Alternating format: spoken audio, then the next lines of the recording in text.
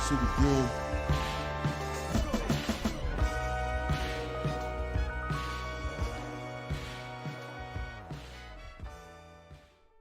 What it do, y'all? What it do? Your boy Cassius Cliff here to talk my shit yet again. And before we get into the content, the video, definitely got to give a huge shout out to y'all, man. Y'all been supporting, y'all been sharing, and I'm grateful. I'm appreciative, purely because, like, obviously new to this medium, but again, the support is not going unnoticed. So appreciate y'all. And just kind of just dive into the content right away. We had some breaking news last night. Obviously, given that we just played the Commanders and we barely pulled it out, someone y'all want to say. But yeah, we got that W, and it was really close. And really what kept it close was this passing game. So I felt like Howie, being the proactive GM that he is, went ahead and made a move. Went ahead and signed Broverly Roby. Now, as you can see here, we got this clip going. Has a couple highlights from his career. And he's actually, in this year, is going to be a 10-year vet. And given his numbers over those 10 years, I would say they're pretty decent, if not good. I mean, you're talking about 11 interceptions. He had an interception every year except for last year. 8 forced fumbles. Don't really expect that out of a corner. So that's big. 85 pass deflections. Now, that's really the number that sticks out to me.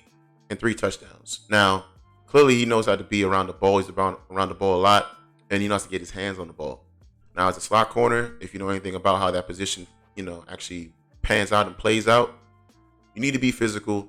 You need to be handsy, keep your hands near the receiver, and be able to break up a pass, given that it's going to be short routes, intermediate routes more times than not. And what I feel like we've been struggling on, it's probably been those routes in particular. Getting beat short and getting beat in the middle.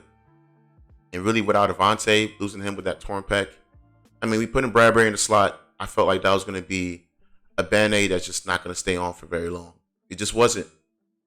We tried to make it work, putting Josh up on the outside, and actually thought that would probably work. And that was just wishful thinking, honestly. And that's cool too, because when you try it out, you see how it works. Hey, you got to switch it up sometimes.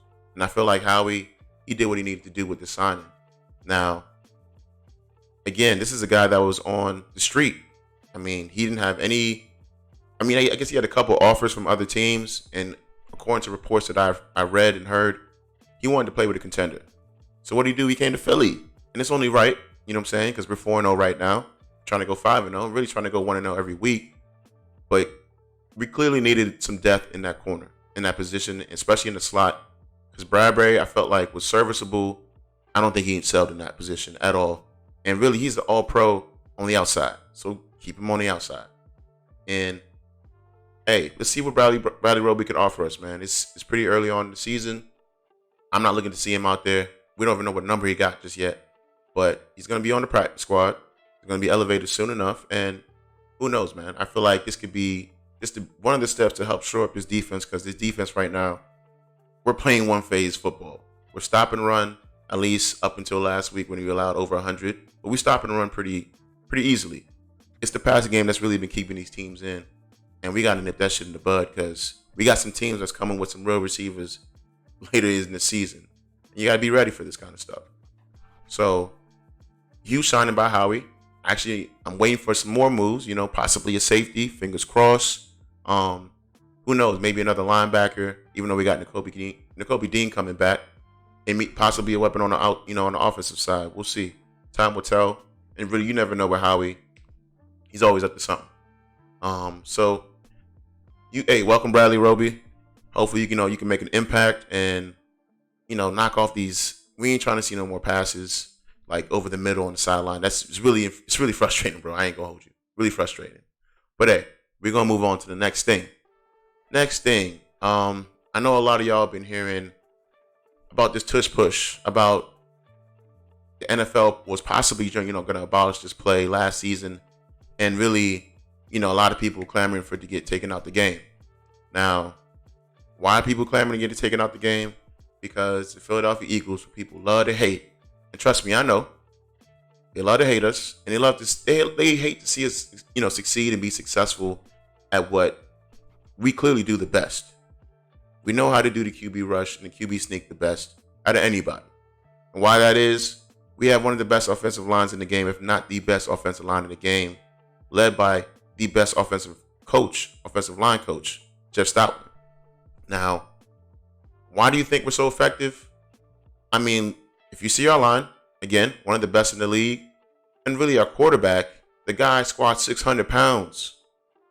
It really doesn't matter how y'all line up on defense, because we're going to get that 1 yard or those inches. And really, that's what we're not going for, the tush push on 4 and 3. It's usually a yard, it's inches, and that's how we're able to, convert. And really, people hate it because y'all can't do it. I mean, look at the Giants right here. They try to do it with, I believe, 2 offensive linemen behind Daniel Jones. And they actually got hurt on that play. Why? Because they don't know what they're doing. They don't actually know how to execute the play. I can't really confirm or deny the take I'm about to throw out there. But if you're aware, Jordan Mailata, this is a converted rugby player into an offensive tackle. He's actually one of the top offensive tackles in the league. Again, he's a converted rugby player. The tush push, or what we actually adopted and converted to, the Broverly Shove. Go ahead and spread that out, Broverly Shove. That is a rugby play, or traditionally a rugby play. Now, if you think the offensive line that we have in Philly, which is one of the best offensive line coaches, and a former rugby player, you don't think all those things add up to the success we're having with that play? I don't know. I can't confirm nor deny, but my bet says yes. All those things factor into why we're so effective, including a guy that can squat 600. So that's why you having these teams that are trying it. Even in college, you have a lot of teams trying it, and it's just not happening the same way. You're talking about, for us, we're converting on 90% of these plays. And we're using it when we actually need it. We're not just moving the ball because we can't move the ball. So, y'all can complain. Y'all can cry. I'm just here to kind of give my take, my opinion. And we're going to keep it pushing. We're going to keep it moving. Now, off of that soapbox, there's one guy I wanted to shout out purely because he's had a great, career here. He's even had some great kicks, big kicks. And he's actually named the NFC Player of the Week for their special teams. My man, Jake the Make Elliott. I think that's what his moniker is now. I don't know. We're going to have to figure that out because Jake the Snake that's tired. Come on. We're not going to do that. But you see the chest, you see the C on his jersey. You see it on his chest. I mean, we're talking about a timely kick at the end of the game. And really, he's been making kicks from the time that we signed him and made him active on the roster. I mean, I'm pretty sure his rookie year is when we won the Super Bowl. And I'm talking about that Week 3 game against the Giants for 61 yards to end the game, which really, I felt like turned the tide in our season. This guy's been great since we got him. And I'm just trying to give a shout out to one of my players that's never really been expected to be somebody that we can lean on like that, especially given that, we've had kickers like David Akers, who's a legend in Philly. There's even arguments now, discussions now saying who's better, Jake or David Akers. And really, I don't know. I mean, I'll probably take Jake purely because I've seen him do it. I've seen him make those big kicks, and we got a chip with him. We don't have a chip with David Akers. And that may be where my bias lies when it comes to who's better, what have you. But all in all, this is a Jake Elliott appreciation segment. And big hats off to you. Big shout out, bro, because I don't think we could be at this point in the season. Really, the success we've had over the last couple of years, I don't think we could have it without Jake Elliott. I mean, you see other teams that are, they perform pretty well on both sides of the ball, and the kicker just drops the ball. I mean, Dallas was one of those teams. They'd be good on both sides, and then the kicker just shank. You really don't know sometimes with these kickers. And if you find one, you gotta keep them. You gotta sign them. You gotta give them that love. Let them know, hey, we got your back. And when we need you, hey, put that thing between the uprights. We need that. We need to see the ref go like this. We need to see deodorant. We need to smell it. All right. So, it's been a week purely because, we had the signing last night, and we had some things moving around in terms. We had somebody go down. Cam Jurgens, he's actually hurt. Given the MRI, we're going to see if it's going to be week to week or it's going to be out significant time.